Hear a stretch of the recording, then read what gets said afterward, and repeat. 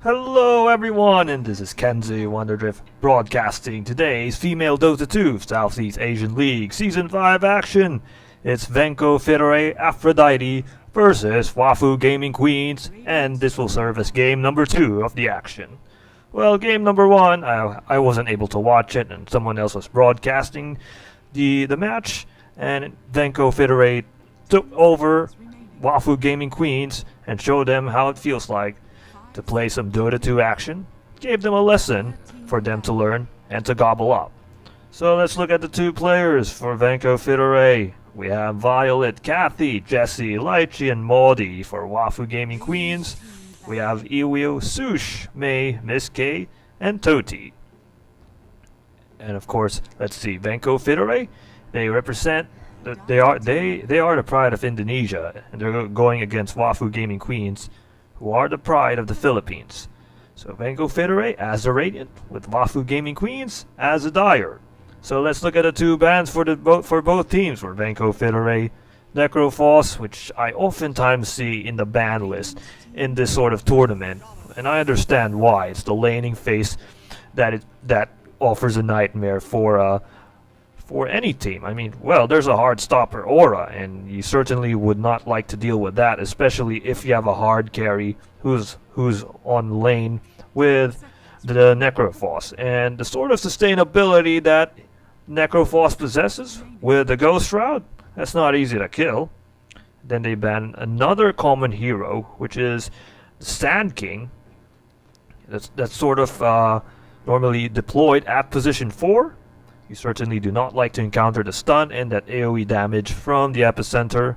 It's very good at initiating a combination, and also good at providing that sort of nuisance for whoever is your mid lane hero. For WAFU Gaming Queens, two heroes that are potential team play specialists. We have the Silencer out of the equation, together with the Venomancer. You certainly would not like to encounter that combination. Global Silence, which will initiate the sort of play for Venko Fitore, then combine that with the Venomancer, with that sort of AoE damage from the Poison Nova. It's going to obliterate and slowly deplete the life of WAFU Gaming Queens. That's going to be an interesting pick. These two picks for Venko Fitore, they have the sort of initiation assault from the Disruptor, where he could just glimpse back any hero, trap it into static and kinetic field. Combine that with the Jakiro, it's going to prove the more devastating results. It also provides that sort of AoE damage as well. Also a very good lockdown, this sort of lineup that Venko Fitore possesses so far. Although perhaps they might venture in other tactics that they could explore, other than just relying on their lockdown possibilities. So for WAFU Gaming, you have the Shadow Shaman, potential pusher and a potential disabler as well. And he's gonna go with a Centaur Warrunner. So this sort of approach here for WAFU Gaming, you have the Centaur Warrunner, you have the Shadow Shaman. You could use a Stampede to chase down anyone from Venko Fitore, which I'm thinking that's what WAFU Gaming Queens are going to do. They're going to play aggressive early in the game, capitalize on the Warrunner's ultimate, sneak off easy targets, and once that happens, poof. That's where WAFU Gaming could get their sort of momentum. So with this sort of lineup, if you're Venko Fitore, you're going against a potential threat like this, it's possible that you're going to eliminate the heroes that would give some additional damage. Because Centaur Warrunner is oftentimes deployed as an offlane hero. Banning this Ven would be good because the Warcry combined with a Stampede, that will make a lot of devastating effects as Sniper gets out of the equation. You certainly would not like to encounter that range. In return, WAFU Gaming Queens have decided to ban the Bloodseeker. An anti-mage out of the equation for Venko Fitore. So Venko Fitore, with this sort of bans, you notice that they've banned the anti-mage because they want to capitalize on their magic abilities. So Disruptor, certainly you would not like to encounter an anti-mage because the anti-mage could potentially slow down the Disruptor by gobbling away all the mana, and you certainly would not like to encounter that sort of situation. So who's going to be the next pick? WAFU Gaming banning the Nature's Prophet. Perhaps they're wary of the sort of split push as Puck gets deployed in the battlefield. So it's going to be very great AoE damage assault. This is what I like about Venko Fitore's lineup so far. You have the Disruptor, static and kinetic field, could stop anyone from the tracks. You have the Puck with the Dream Coil, there's no escape from that. Jakiro does have that follow-up damage. Nyx Assassin deployed, so WAFU Gaming going for an early game gank approach with the Centaur Warrunner, with the Nyx Assassin, with the Shadow Shaman. These three heroes could easily pick off anyone from Venko Fitore. 10 seconds remaining. Nyx Assassin has a Vendetta, Spike Carapace to keep him alive, and the Impale. And it makes sense for WAFU to go for Nyx Assassin because you notice that Venko Fitore have deployed the Puck, and the best counter to the Puck would be the Nyx Assassin. Because even if the Puck phase shifts away, the Nyx Assassin, oh, he certainly has his Impale to prevent the Puck from running away. And this is going to be the fourth pick for Venko Fitore. They go for the Lifestealer. Ooh, so we could see a very good initiation play. Because you have a good AoE damage play. Now you have a primary Assaulter, which is the Lifestealer. And combine that with the Infest Bomb with the Puck. Boy, that's going to be a great way to start an impact. And it makes... I like the fact that they went for the Lifestealer. Because if you look at the lineup of WAFU Gaming, they're more into like early game approach ganking. In order to minimize that sort of effect, they went for the Lifestealer so that if Nyx Assassin or Shadow Shaman, if they let's say gank the Disruptor, but what they don't know is that the Lifestealer is inside the Disruptor, then the Lifestealer could easily obliterate the two of them combined. I mean, he doesn't have a lot of abilities that would damage a Nyx Assassin. I mean, not a lot of magical assaults for the Lifestealer. So even if the Spike Carapace is there, for Lifestealer it's like, okay, it's not really that important to me, not really that threatening. I can just assault you anytime. And the Shadow Shaman, very squishy, and the Lifestealer will say, oh, that's look like easy prey and easy money.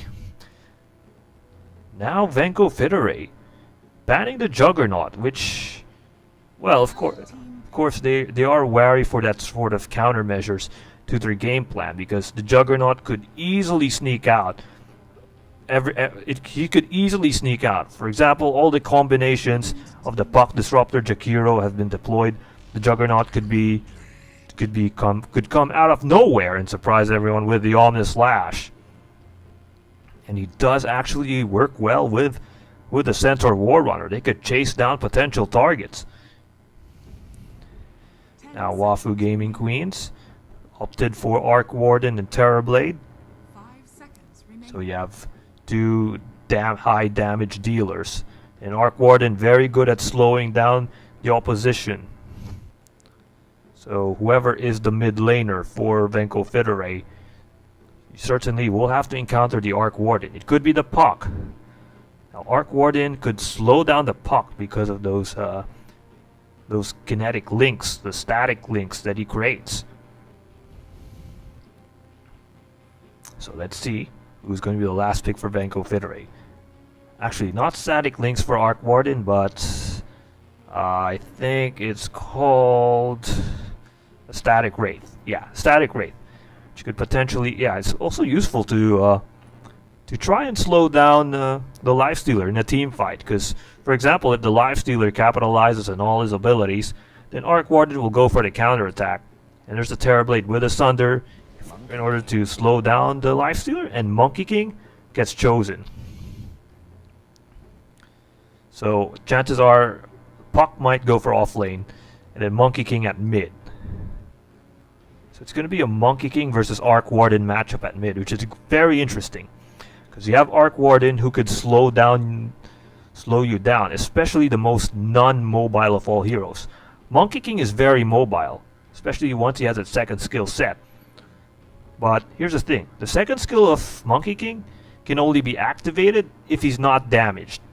So Arc Warden, with that sort of pressure that he could potentially impose to the Monkey King, the Monkey King might the Monkey King's mobility might be negated because of the Arc Warden. And remember, the spark rates could slow down the Monkey King.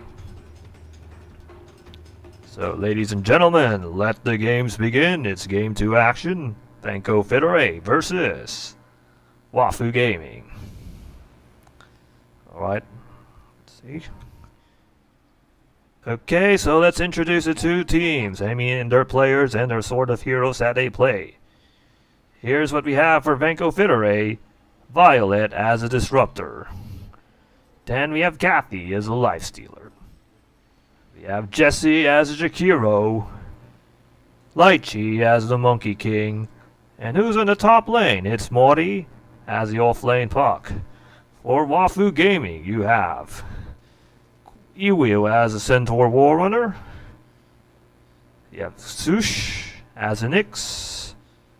Arc Warden, played by May. Oh, there's a sort of disconnection now. Of course, Miss K as a Terrorblade, and that would mean Toti will play as a Shadow Shaman. So far, let's see with the sort of lineups. Early game, possibly WAFU is going to win that. Because they have a more gank approach. They have a more gank approach game plan with this sort of lineup. So they could roam around. I wouldn't be surprised if they roam around the map because they have that sort of roaming prowess from the Centaur Warrunner Nyx Assassin combination. They could slow down Venko Fitore in the early game. But Venko, with this sort of lineup at their disposal, they're more into an AoE assault because you have a lot of AoE options here. You have the Disruptor, you have the Monkey King, you have the Puck. And here's the thing, Disruptor and Puck are two lockdown artists. Well, the difference is that Disruptor, well, you have to time the glimpse back combination efficiently, because if you don't, then you're not going to have then your abilities will be rendered useless, because you certainly want to maximize it at its fullest potential. But combining it with a Puck, that's going to be lethal for WAFU Gaming, so it's going to be really, really difficult how they would try to stop it. They have to space themselves correctly. If they don't space themselves, then they'll be caught with that combination. And that's a devastating combination to deal with.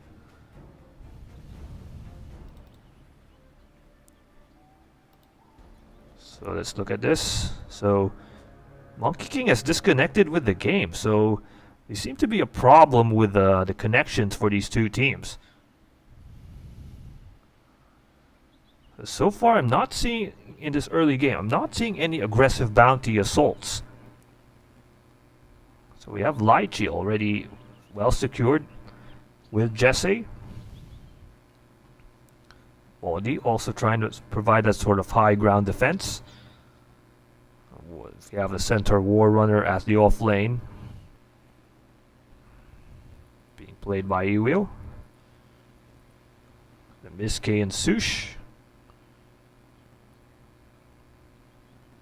in this area, trying to protect this bounty rune. Now Monkey King has reconnected. Can now carry on with the fight. So there seems to be a connection issue between these two teams.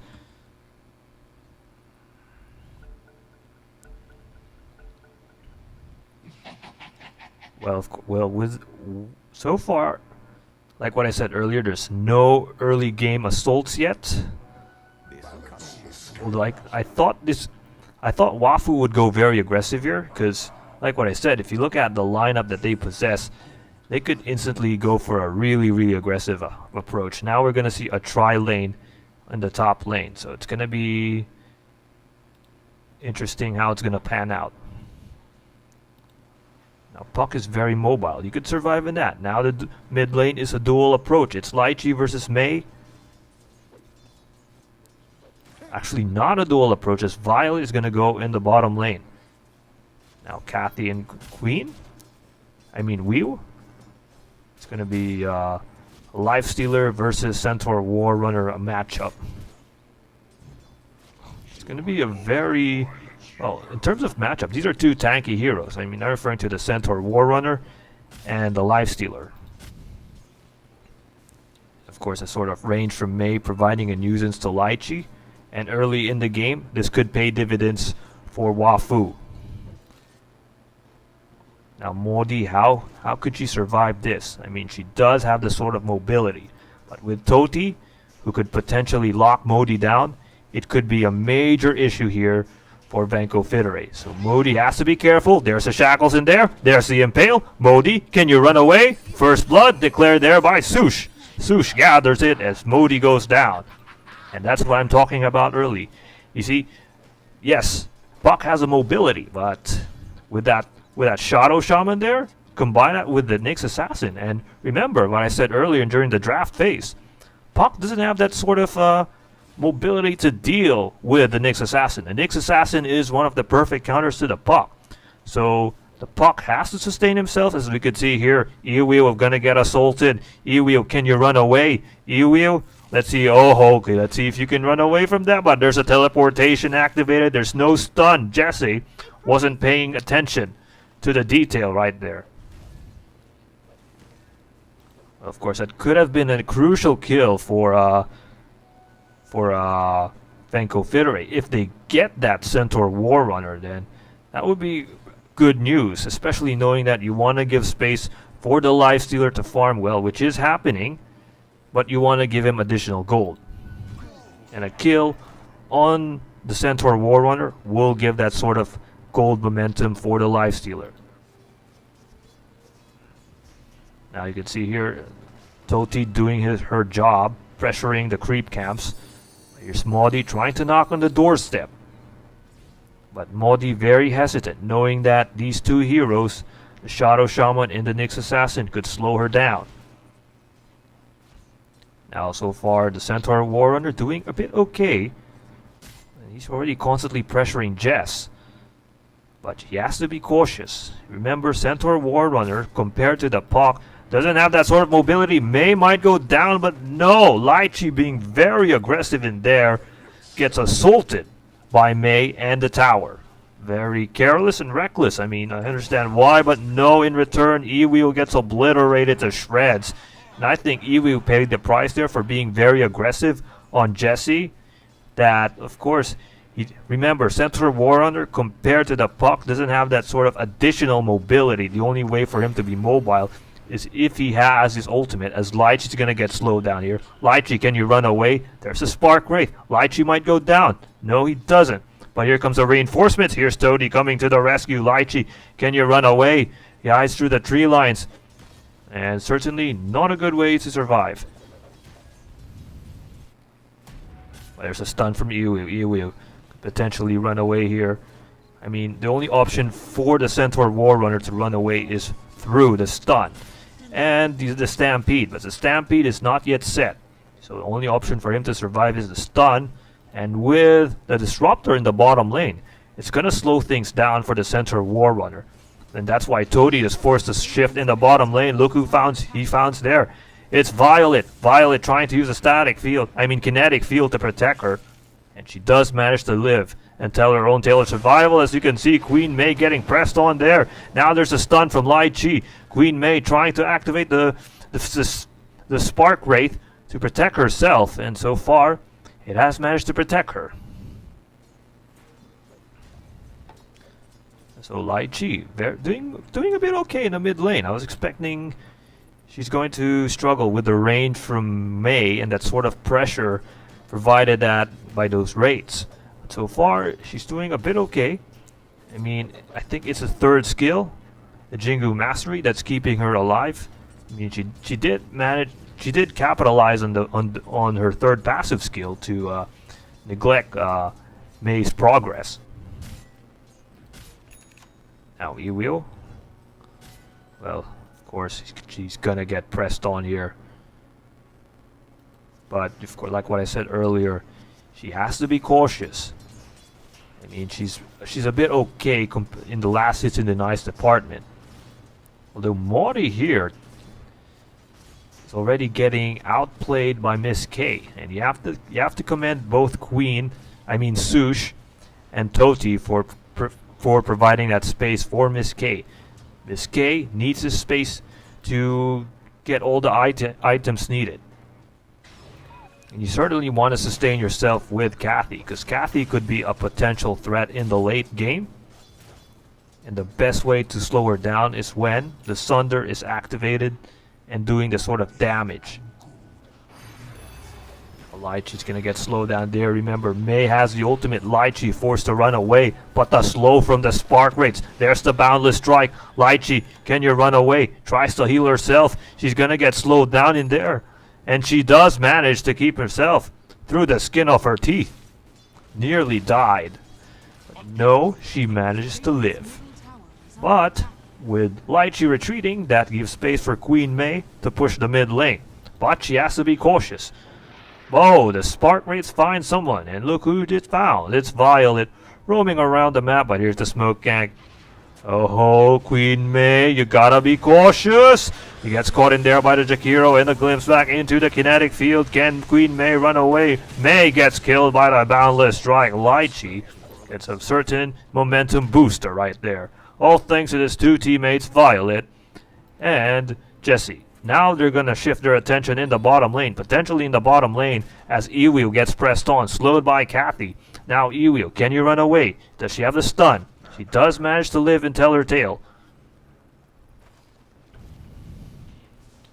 Well, the sort of difficulties that Ewil's been dealing with, especially with the Life Stealer. These are two heroes who could slow you down, like what I said. Life Stealer, and then you have the Disruptors. Right now, WAFU going for a smoke gank, knowing that May was constantly pressured in the mid lane, forced to rotate.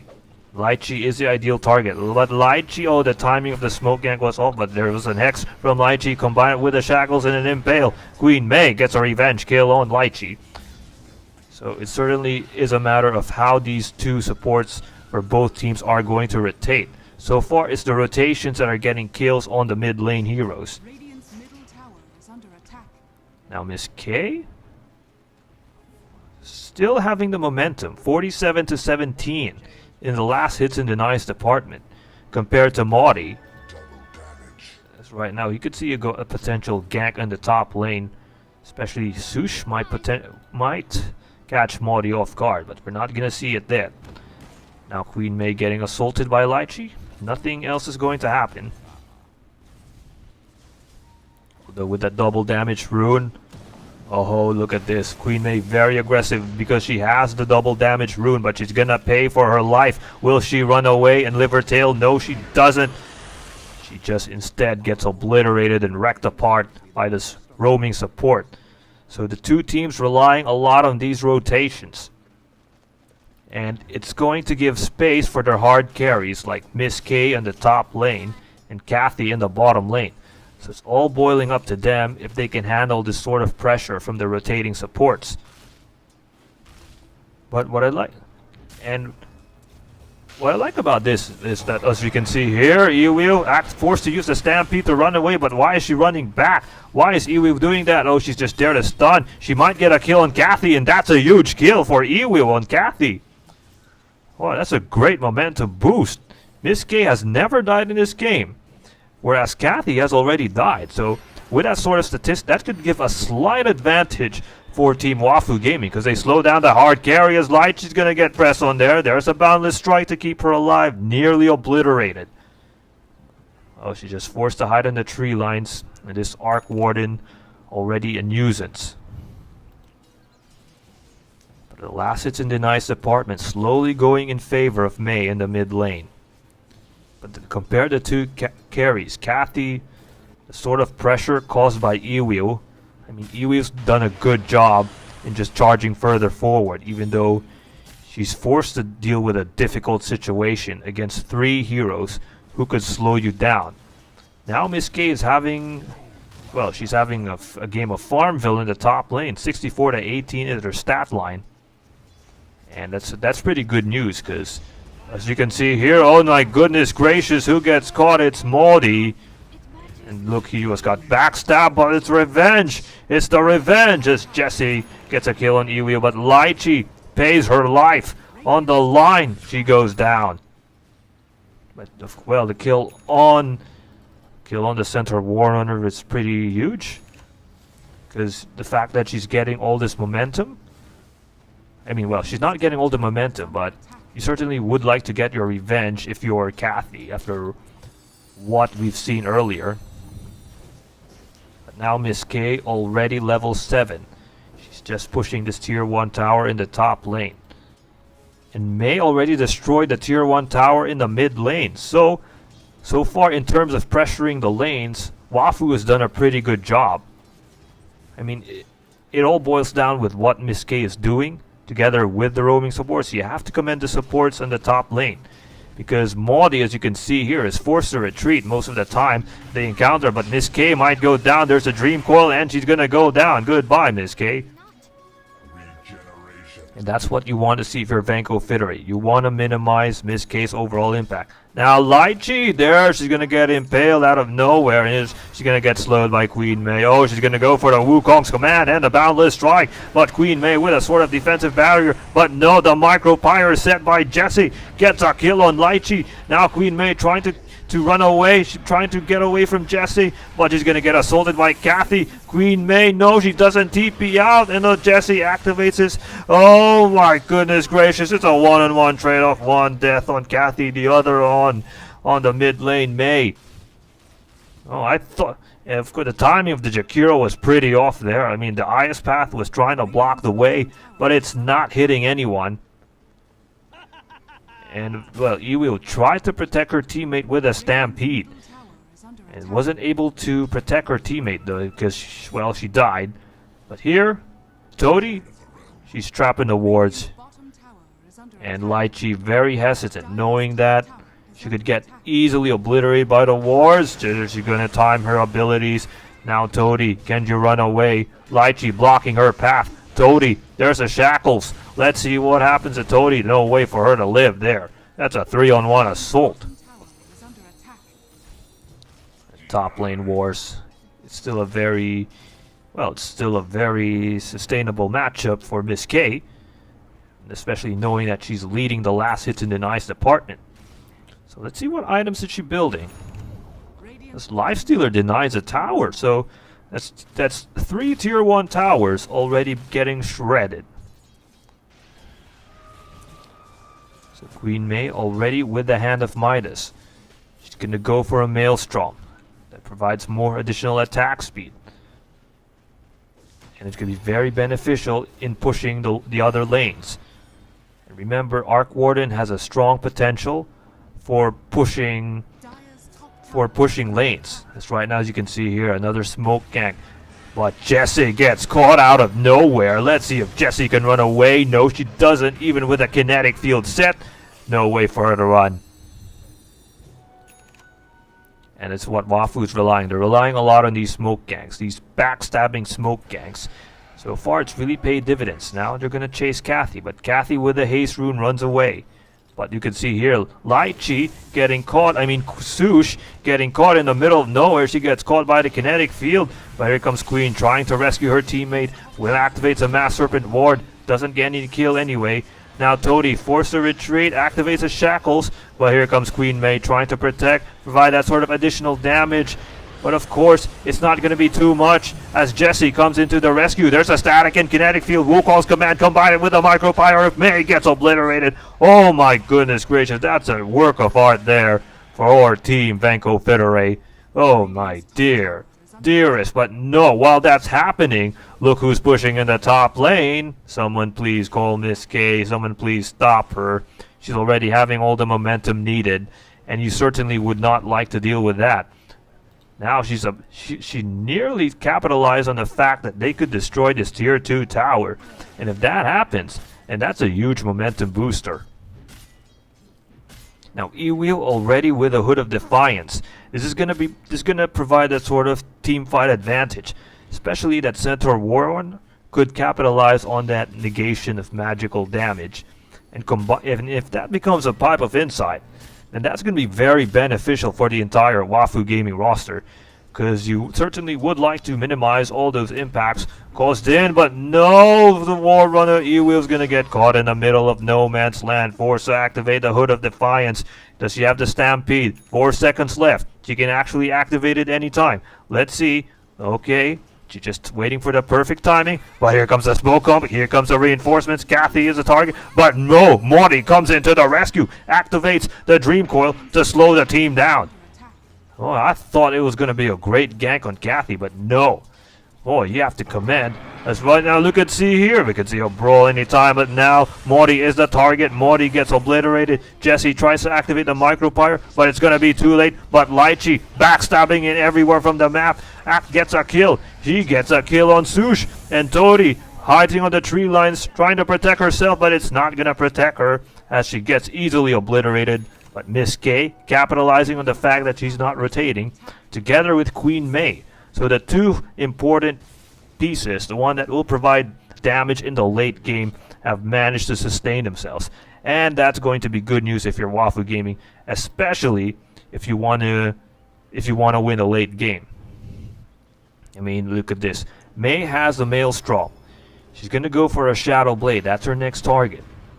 That would mean that Venko Fitore has to look into this possibility of a dangerous split push. Now May's gonna get assaulted there. I don't know why May was there. Now there's a static and kinetic field. Here come the reinforcements, but I think it's gonna be too late as May gets obliterated, but they get a kill on Lychee. So that's a mid lane to a mid lane.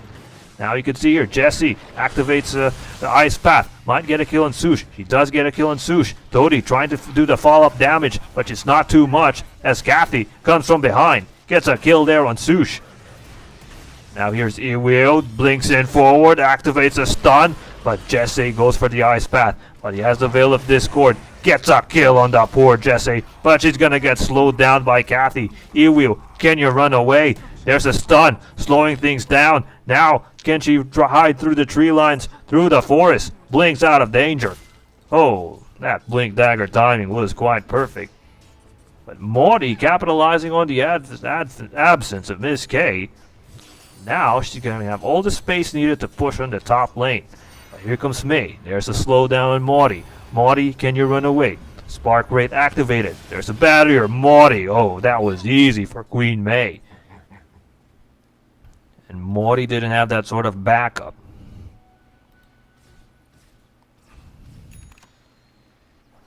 So Kathy, let's see. She has an armlet of Mordigan.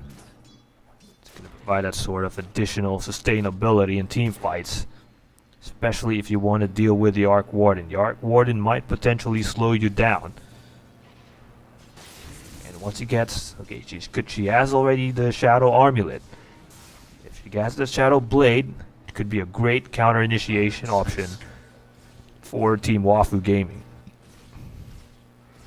Miss K already opting for a Manta style, and that's a pretty good item for a Terrorblade because it gives more pushing prowess. So WAFU Gaming is actually focusing more on pushing because you have the Arc Warden who's a potential pusher, and then you have the Terrorblade with going for the Manta style. It's a Dragon Lance, yeah, Manta style.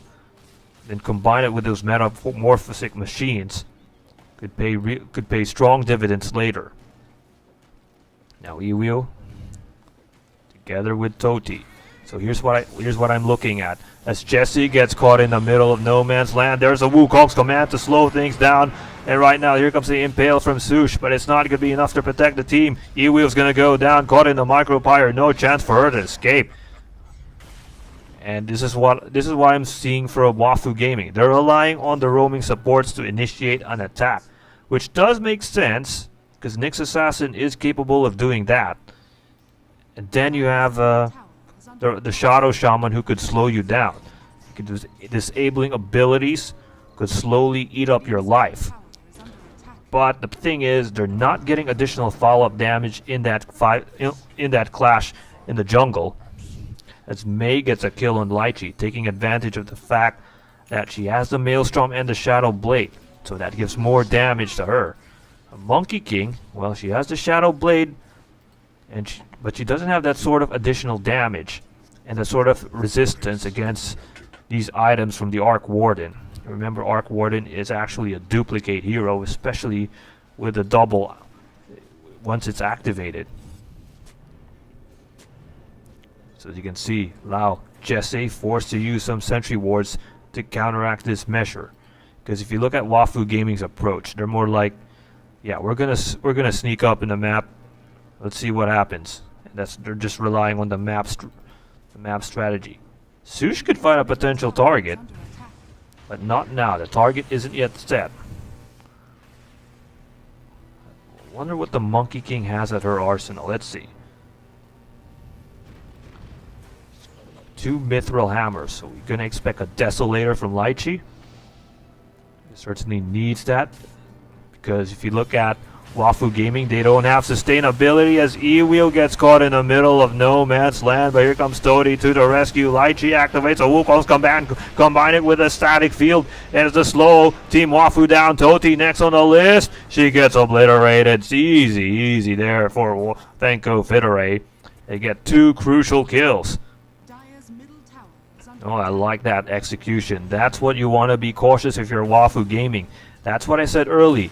If you're gonna try to slow Venko Fitore down, you have to deal with a sort of AoE. Now May's gonna get assaulted. May, actually, that was just a double Tempest.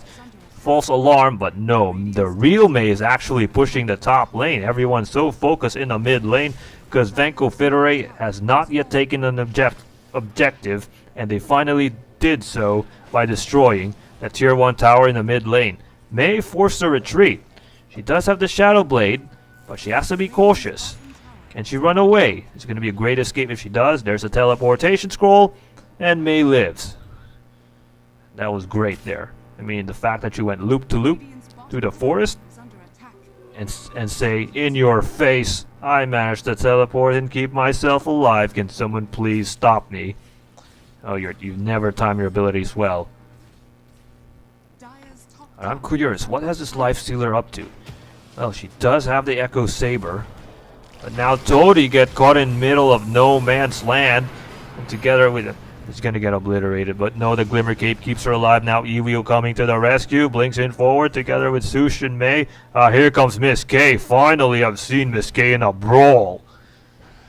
And Kathy forced a retreat, knowing that Miss K, with a sort of farming advantage early in the game, now it's already paying dividends. Radiant's bottom tower. As you can see here, they're going to destroy this tier 1 tower in the bottom lane.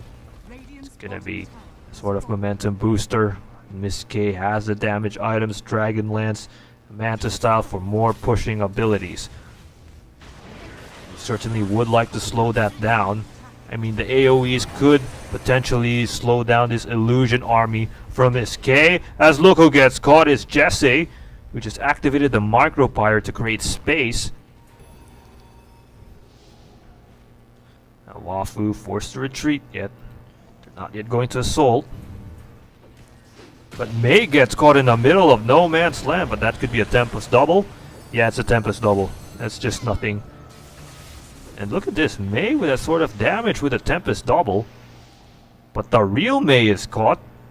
But here comes E-Wheel with a countermeasure. So that was great timing. The perfect stun for E-Wheel. But he gets caught. But he's going to get slowed down. He doesn't have that sort of mana. He does activate the Hood of Defiance. It's not going to work. Now there's a static field, but no! Poor, she goes down. Violet, now Kathy, let's see if she can handle this. No, she doesn't handle it. Morty blinks in, but it's not gonna be enough. Oh, WAFU Gaming obliterates Venko Fitore out of the face of the universe. And boy, let's look at that fight recap, and my goodness gracious.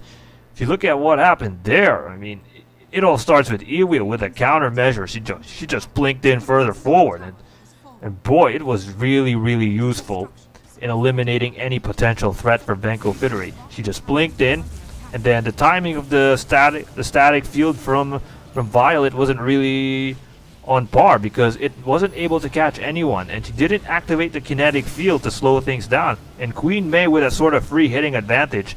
As right now, Wukong's command by Lychee, but now Queen May, can you run away, Queen May? No, there's the impale by Sush. Now she's able to keep Queen May alive, which is very important. Queen May has to live. She has to live. God save the Queen. Queen May, does she live? She does manage to live. As of course the Nyx assassin is forced to sacrifice her life. Now Kathy, no, she gets stunned in there by Jesse. That timing was perfect. Oh dear. Now it's up to Ewheel. She's gonna get slowed down. There's a stun. Kathy activates the rage. Ewheel gets obliterated, shredded apart. And Toadie trying to come to the rescue. Too late, too late. Dire's middle tower is under But while that's happening, look who's this! Look who's this! Oh dear, that's quite embarrassing. Why would you let Terrorblade with the Mantis style and the Metamorphosis push the top lane? Easy food for the Terrorblade. Just right now, with the death of the tier 3 tower, she's going to say, look, I'm going to destroy your shrine and there's nothing you can do about it. Lychee with the turning invisible, gonna chase Miss K. Miss K doesn't have mana. Could she sustain herself with this? Oh, Miss K. Miss K, be cautious. Boundless strike on Miss K. A dream coil could slow her down. Of course, with the dust of appearance to make sure that she doesn't run away completely. But my goodness gracious, he activated the reflection to slow the opposition down. But here comes Toadie coming to the rescue. One more assault on Lychee, and Lychee will go down. Of course, Lychee, there's the impale to slow down Morty. Now Lychee chasing on Toadie. Toadie does go down, boundless strike on Sush. Sush gets obliterated, activated her spike carapace too early that Lychee just capitalized on that. But in return, Queen May, look what she's doing. Mid-tier 2 tower, about to go down. But she's get caught in there in the ice path, and there's a micropyre forced to turn invisible, but she's gonna get caught by the dust of appearance. Can Queen May run away? No, there's a glimpse back there, caught in the micropyre. Now Queen May forced to use a barrier, but she's caught in the static and kinetic field trap. Now Iwi blinks in forward, but it's not gonna be. It's a effort that will lead to her death. She has to be a hero, but no, she ended up as a martyr because she just blinked in the middle of danger. And Kathy was like, okay, I don't care what's happening in the mid lane. I'm going to push the bottom lane. Tier 2 tower is mine for the taking. Kathy's going to hide through the tree lines. She's going to TP out. Lives. Yes, she does. And so far, the carelessness of WAFU gaming from Queen May might be a problem. Because, yes, you have your Arc Warden pushing the lanes. But here's the thing, if you're going to push effectively, you have to make sure that someone else is pushing effectively. But Miss K wasn't actually pushing while the Arc Warden was pushing here. Miss K was just, she wasn't even pushing or pressuring the other lane. And it would have been better if that was the case, because, for example, if Venko Fitore assaulted Miss K, then that would leave the Arc Warden space to push in the mid lane. If they go opposite, if they assault the Arc Warden, then Miss K will have all the space needed in the bottom lane. So it's going to cause a dilemma for Venko Fitore. And it's not easy to say, well, we can just split them up. We'll just go for 3 in the mid, 2 in the bottom lane. Bada bing, bada boom. But it's not going to work. Because with the sort of countermeasures that WAFU Gaming possesses, they could slow down anyone from Venko Fitore. There's a Stampede to help the team run away. And then there's a Nyx Assassin with the Impale and the Stun. Which, I have to commend Sush for sacrificing her life for her teammates, although at some points the sacrifice that she's done has not really paid dividends, as Ewheel gets caught in the middle of no man's land. She doesn't have that sort of vision, because there are no wards being planted. But while they're attacking Ewheel, Miss K, together with her teammates, are venturing further forward. They're going to take this tier 3 tower in the bottom lane. There's a Mass Serpent ward. Radiant's bottom tower has fallen. But certainly they're not going to be aggressive, because this is a small choke point that Venko Fitore could capitalize with a single static kinetic field. And there's a Wukong's command. Oh my goodness gracious, Toadie, can you run away? No, you can't. You got caught in the middle of no man's land. But look at this, Queen May pressuring the top lane. Look at that, Lychee trying to defend. There's an Infest Bomb. It's about to go off. If Lychee goes down, she does go down. Queen May using the Tempest Noble to kill Lychee. Now the next objective, if you're WAFU Gaming, is to get this Roche Pit. If you get this Roche Pit, you're gonna do okay, because that means you have an insurance policy to push the lanes. Now Sush. Oh, she does have the 4 staff. Queen May. Let's see what her item list is. Let's see. She's gonna go for an Orchid Malevolence. We might expect a Bloodthorn when she gets Bolsterous with the gold count. Now Miss K going for the BKB. Remember, the sort of lineup from Venko Fitore, they have a lot of AoE magical assaults, and you want to slow that down with the BKB. It's also very useful, especially if you want to get the upper hand trying to protect yourself in team fights. Ewheel, I'm surprised they didn't go for a Pipe of Insight, because you certainly want to protect your teammates from this potential magical outburst from Venko Fitore. He does have good items. There's a Sanj, might go for a Yash or a Heaven's Halberd. Now May gonna go for a split push. She does go. She's certainly going to go that. There are wards here. Lychee's gonna get caught. Lychee is slowly getting picked apart, but she's not gonna get assaulted. I think what Yu is trying to do here, she's trying to space herself. There's a Stampede. Now the Aegis the Immortal with Miss K. Let's see, Toadie gets caught in the middle of nowhere. Gonna go down, but from the back, from the front lines, we see Jessie getting pressured on. There's a Wukong's command by Lychee. Can Lychee sustain this sort of Wukong's command? Now Miss K gotta go down. She does go down, but the Aegis of the Immortal tries to keep her alive. Now Queen May coming to the rescue. Ewheel from the back lines, trying to pressure on the front lines. But of course, with the momentum now that Miss K is back together with Queen May as they stalk through the back, and they're gonna pressure on Kathy. Ewheel trying to run away, slowed down there by the Disruptor. Ewheel gets a kill. I mean, creates that sort of space needed to obliterate Kathy, who's the most important kill. So with the Lifestealer down, and with the Monkey King down, this is what WAFU Gaming desperately needs. They're gonna destroy here the Rax. The Rax is on fire. Someone please call a firefighter, because it's gonna go down.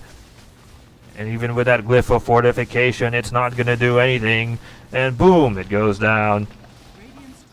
Now this Tier 3 tower in the mid lane, next on the target list. Easy, easy, easy gold, according to WAFU Gaming. Look at this. Jessie obliterates herself again. Just got resurrected in there. A lot that's happening. Toadie, well, she's forced to go in the back lines. Morty trying to provide that sort of nuisance to WAFU. WAFU doesn't even seem to care. We don't care if you're nauseating or excruciating in our standards. We're just doing what we have to do. Take the objectives. That's what's happening. Now the Rax is gonna go down. Now Morty, why did you blink in the middle of no man's land? Forced to use the Dream Coil. And she's gonna, oh, she might get she did get an important kill on Sush, but it's not gonna be enough because the damage has been done. There's a Mega Creeps. Now Violet, why did you go there trying to provide that sort of defensive stance? You're not a national hero because of course you're forced to die, but they did get a kill on Miss K, but that doesn't even seem to care for WAFU Gaming. They're just venturing further forward, just playing on tag with Morty. Can Morty run away? Yeah, she does run away, but the Mega Creeps are set. Well, this is a pretty good stance here for... No, Morty, you're not gonna run away. Now Lychee next to the target list. Lychee can see if you can... No, she doesn't. Oh my goodness. It's like easy, easy there. And I think if you look at this overall performance for WAFU Gaming, you really have to commend the fact that they were easily rattled in the early game, especially from the pressure from the roaming supports of Venko Fitore, as Lychee has already declared her terms of surrender. But, yeah. WAFU Gaming, I have to commend them because they kept their head high, even though they were constantly pressured in the mid lane by the roaming supports from the Jakiro and the Disruptor. They just allowed their Terrorblade to just constantly farm. And that's the biggest mistake for Venko Fitore, was that they allowed the Terrorblade to push in the top lane without any pressure. They tried to pressure her, but it wasn't enough. During the early team fights, yeah, WAFU Gaming were keeping themselves alive even without the Terrorblade. In fact, they even didn't need the Terrorblade in those early fights. So when the mid game and the late game came, that's where it all started. That's where all the damage occurred. WAFU Gaming capitalizing on these rotations forced by Venko Fitore. And with that sort of momentum from Terrorblade, Venko Fitore was like, okay, we gotta pressure this Terrorblade. She's getting bolsters. But while that's happening, the Arc Warden was trying to farm her up and get all the necessary items. So it's really done a good job for WAFU Gaming. I like what they've done here. And so far, it has really paid off. Just look at the net worth, plus 23 at their advantage. Anyway, that's all for today. Game 2, WAFU Gaming is declared as the victor. I'm Kenzie Wonderdrift, and I'm signing off. See you next time.